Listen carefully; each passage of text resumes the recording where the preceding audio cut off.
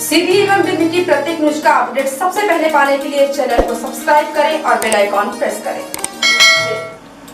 1 सितंबर को सीधी जिले के समाजवादी पार्टी के नेताओं ने अपनी पार्टी कार्यकर्ताओं की बैठक के बाद सिटी हलचल से बात करते हुए अपनी चिंता प्रकट करते हुए सीधी जिले की कानून और व्यवस्था पर सवाल खड़े किए थे और कहा था कि सीधी जिले में कानून व्यवस्था की स्थिति खराब हो रही है और इसके पीछे उन्होंने वजह यह बताई थी कि सीधी जिले के कई थानों में टीआई की जगह एसआई प्रभारी के तौर पर काम कर रहे हैं, जिससे हालत नहीं संभल रहे हैं। सीधी जिले की जो कानून व्यवस्था है पूरी तरह से ध्वस्त हो चुकी है। थाने में व्यवस्थाएं हैं, हर थानों की बात कर रहा हूँ, क्योंकि जहाँ टीआई रैंक के लोगों को बैठना चाहिए वहाँ एसआई को बैठा दिया गया है। तो देखिए जो अनट्रेंड लोग बैठेंगे तो देखो व्यवस्था गड़बड़ होगी। कुल मिला के कहने का मतलब कि जिले की जो कानून व्यवस्था है पूरी तरह से चरमरा चुकी है। अब यहाँ ये भी देखा जा रहा है, मैं ये विशेष पॉइंट पर चर्चा करने जा रहा हूँ कि आज की तारीख में जो कुछ घटनाएं हुई हैं, जो हमारे सीधी जिले में घटनाएं हो रही है, सीनियर सिटीजन प्रतिष्ठित व्यक्तियों के साथ जो वारदातें हो रही पुलिस के द्वारा, ऐसा लगता है कि मतलब यहाँ न्यायालय का कोई आवश्यकता नहीं रह चुकी है।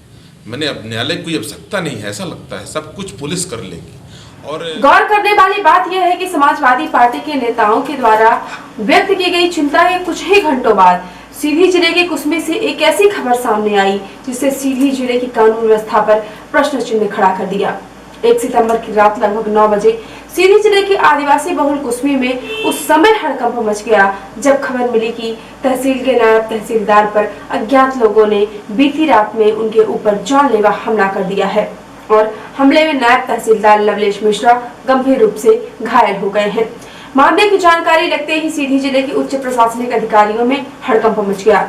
मामले की जानकारी मिलते ही कलेक्टर रविंद्र चौधरी सहित जिले का तमाम प्रशासनिक अमला जिला अस्पताल पहुंच गया। बताया गया कि हमले में घायल नायब तहसीलदार को पहले कुसमी स्वास्थ्य केंद्र में प्राथमिक इलाज के लिए भर्ती कराया गया था, लेकिन हालत गंभीर होने की वजह से उन्हें सीधी रेफर किया गया। लेकिन जिला अस्पताल में भी उनकी हालत में कोई सुधार न होने पर उन्हें फिर से रीवा रेफर किया गया, जहां उनका ऑपरेशन किया गया और उनकी हालत अभी नाजुक बनी हुई है। बताया गया कि बदमाशों ने उनके सिर पर धारदार हथियार से कई वार किए हैं। मिली जानकारी के अनुसार नायब तहसीलदार अपने कुसमी सरकारी आवास के सामने रात 9:30 बजे के आसपास टहल रहे थे। उसी बीच अज्ञात बदमाशों ने उन पर धारदार हथियार से हमला कर लूलुहान कर दिया। वारदात को अंजाम देकर आरोपी मौके से फरार होने में कामयाब हो गए। सूचना मिलने पर पुलिस टीम मौके पर पहुंची, लेकिन वहां आरोपी नहीं मिले। अब तक मामले में किसी की गिरफ्तारी नहीं हुई है। इस घटना की जानकारी मिलने के बाद से नायब तहसीलदार के परिजनों का रो रो कर बुरा हाल है। कलेक्टर रविंद्र कुमार चौधरी के मुताबिक नायब तहसीलदार जब घर से बाहर टहल रहे थे, इसी बीच वहां से 2 शराबी गुजरे, जिन्हें तहसीलदार ने रोका था। आशंका जताई जा रही है कि शायद उन्होंने ही हमला किया हो। घटना के दूसरे दिन जिले के कलेक्टर और पुलिस अधीक्षक ने कुसमी का दौरा किया और आरोपियों को जल्द तलाश करके गिरफ्तार करने के निर्देश दिए हैं। सिटी हलचल लिखे जाने तक आरोपियों की गिरफ्तारी की कोई खबर नहीं मिली है। इस घटना के बाद जिले के टीआई विहीन थानों में जनता की सुरक्षा और पुलिस की कार्य प्रणाली पर प्रश्न चिन्ह खड़े हो रहे हैं। जिले के मुख्य चिकित्सा एवं स्वास्थ्य अधिकारी डॉक्टर बीएल मिश्र के द्वारा जानकारी दी गई है कि तहसीलदार कुसमी श्री लवलेश मिश्रा को गंभीर हालत में मंगलवार देर रात इलाज हेतु जिला चिकित्सालय में भर्ती किया गया था। उनके स्वास्थ्य को देखते हुए बुधवार की सुबह मेडिकल कॉलेज रीवा के लिए रेफर किया गया है। उन्होंने बताया कि मेडिकल कॉलेज रीवा में न्यूरो सर्जन द्वारा ऑपरेशन किया गया है। मेडिकल कॉलेज से प्राप्त जानकारी के अनुसार तहसीलदार श्री मिश्रा के सभी अंग सुचारू रूप से कार्य कर रहे हैं तथा उनका स्वास्थ्य अभी स्थिर है।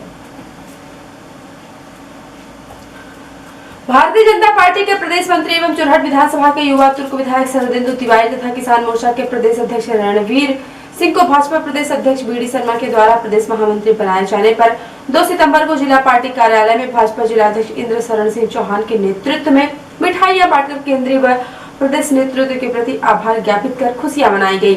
इस अवसर पर भाजपा जिलाध्यक्ष वरिष्ठ अधिवक्ता इंद्र शरण सिंह चौहान ने कहा कि युवाओं के प्रेरणा स्रोत राजनीतिक एवं जनता के लिए समर्पित व्यक्तित्व शरदेंदु तिवारी हैं। किसान मोर्चा के प्रदेश अध्यक्ष रणवीर सिंह रावत किसानों के लिए जीवन जीने वाला व्यक्तित्व एवं कृतित्व रहा है। दोनों से मेरा एवं जिले का अभिन्न नाता रहा है, इसीलिए यह जिले की समस्त जनता के लिए सुखद और गौरव का क्षण है। उनके महामंत्री बनने से भाजपा बिंद में और मजबूत होगी।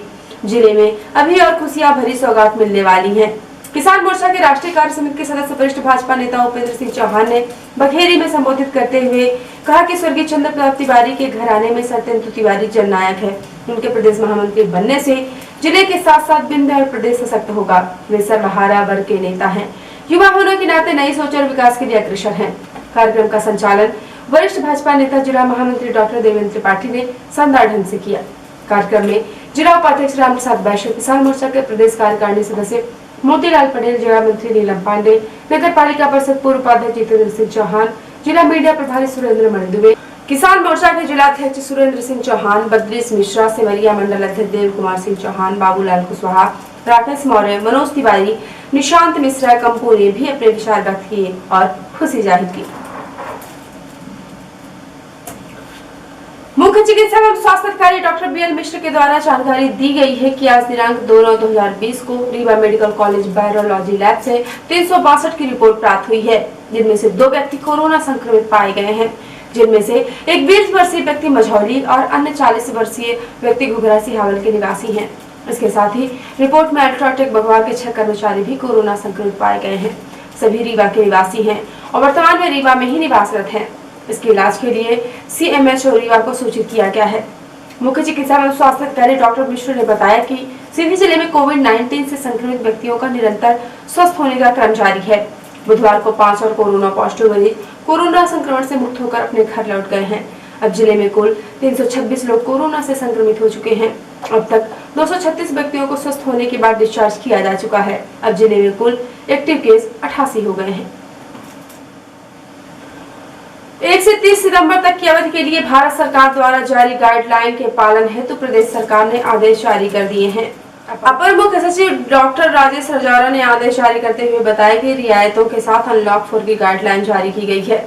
उन्होंने बताया कि कोरोना की चेन ब्रेकिंग के लिए आवश्यकताओं को दृष्टिगत रखते हुए पुख्ता प्रबंध कर निश्चित लोगों की उपस्थिति में 31 सितंबर के बाद कार्यक्रम आयोजित हो सकेंगे। गाइडलाइन का उल्लंघन होने पर कानूनी कार्यवाही की जाएगी। केंद्रीय स्वास्थ्य एवं परिवार कल्याण मंत्रालय द्वारा जारी की जाने वाली SOP के बाद 21 सितंबर के अधिकतम 100 लोगों की उपस्थिति में विभिन्न सामाजिक, अकादमिक, स्पोर्ट्स, मनोरंजन, सांस्कृतिक, धार्मिक, राजनीतिक और अन्य सामूहिक कार्यक्रम किए जा सकेंगे। इनमें भी face mask, social distancing, thermal screening और सैनिटाइजेशन से प्रबंध रखना अनिवार्य होगा। 21 सितंबर 2020 से कंटेनमेंट जोन के बाहर के स्कूलों में ऑनलाइन और डिस्टेंस लर्निंग की गतिविधियां संचालित हो सकेगी।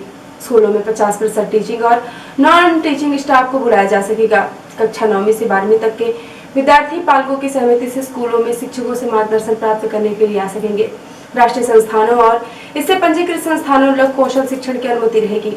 उच्च शिक्षा विभाग, गृह मंत्रालय की सहमति में शोधार्थियों और तकनीकी व्यवसायिक कार्यक्रम में स्नातकोत्तर कक्षाओं में अध्ययनरत छात्र को कोविड-19 की गाइडलाइन के अनुसार अनुमति प्रदान कर सकेगा। 30 सितंबर तक स्कूल, कॉलेज, शैक्षणिक और कोचिंग संस्थान बंद रहेंगे। उनमें नियमित संचालन होने वाली गतिविधियां नहीं होंगी। भारत सरकार द्वारा जारी अनलॉक 4 की गाइडलाइन में राज्य स्तर से किसी भी प्रकार का बदलाव नहीं किया जा सकेगा। सोशल डिस्टेंसिंग का पालन कराने के लिए राज्य सरकार धारा 144 का प्रयोग कर सकती है।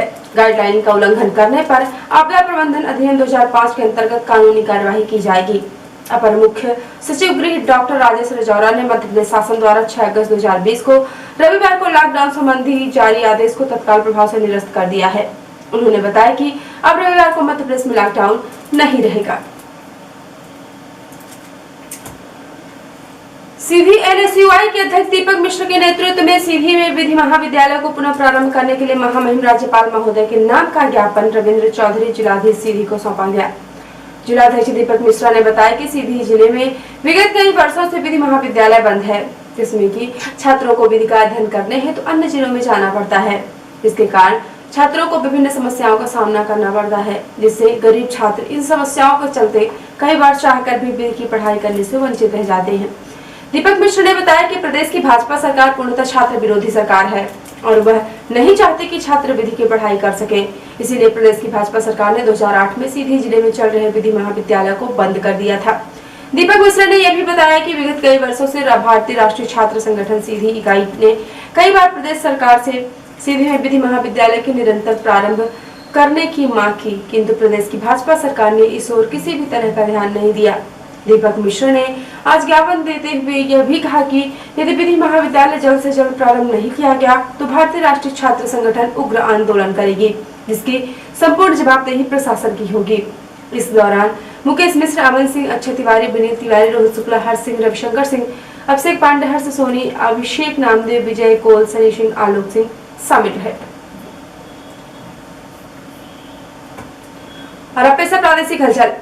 इंदौर में शिवसेना के पूर्व प्रदेश प्रमुख की गोली मारकर हत्या, पत्नी बोली रात 1 बजे 3 युवक आए, लूटपाट की, फिर पति को गोली मार दी।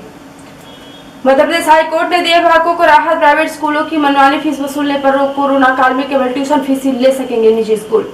सिवनी में 4 करोड़ से बना पुल ढहने के मामले में 2 सस्पेंड, उद्घाटन के पहले ही 30 अगस्त की बारिश में ढह गया था पुल। और बड़वानी के रामगढ़ के किले के पास सेल्फी लेने के चक्कर में पैर फिसला, 1000 फीट गहरी खाई में गिरने से 2 युवकों की हुई मौत। और अब पेश है राष्ट्रीय हलचल। चीनी ऐप पर फिर सरकार का action, popular mobile gaming app PUBG समेत 118 ऐप्स पर लगाया गया बैन। मानसून सत्र पर भी कोरोना का असर, दोनों सदन अलग अलग समय पर चलेंगे, प्रश्नकाल भी नहीं होगा, विपक्ष का आरोप, लोकतंत्र की हत्या के लिए महामारी का बहाना बनाया।